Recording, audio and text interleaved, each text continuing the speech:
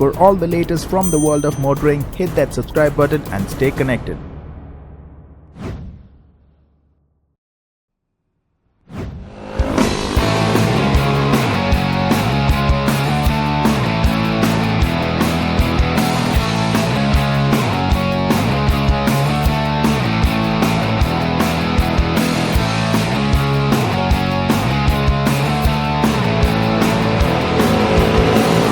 The Mahindra Mojo is one of those motorcycles that you just cannot ignore.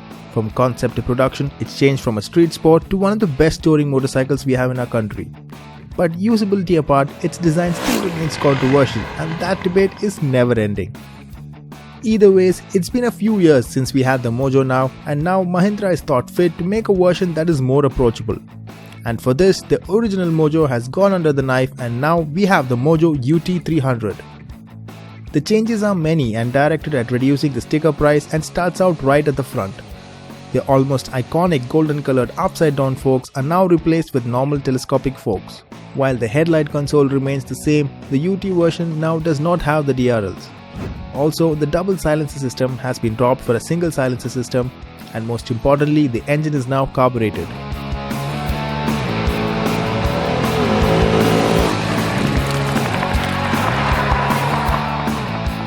The move to carb has also seen a drop in power, and the same engine now produces 23.1 PS at 7500 rpm and 25.2 Nm at 5500 rpm. Now, the original Mojo, which has been renamed to Mojo XT300, already ran a rather relaxed engine, and understandably we were a bit worried when we saw the power figures of the UT. But that said, the ride experience has been quite pleasant, and here is why.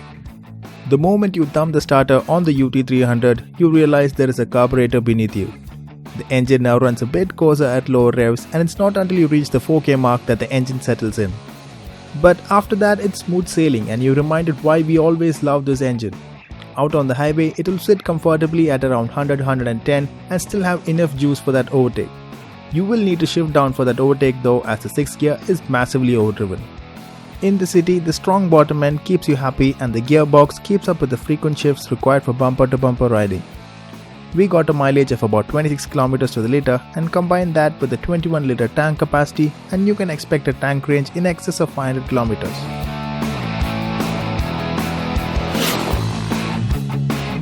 Now, the changes in the front forks have also resulted in a shorter rake angle and expectedly a slightly reduced wheelbase. But this small change has made the UT300 a better handling machine than the XT. It now turns in easier and is much more nimble, be it the city, highways or the winding mountain roads. It also feels lighter to handle and much more responsive to rider inputs. Weirdly though, the change in weight between the XT and the UT, even with the different front suspension and a drop in an exhaust can, is just about 1.5 kg. The riding position on the Mojo UT300 remains comfortable and relaxed, and once you settle in, you can continue for many a mile without halt.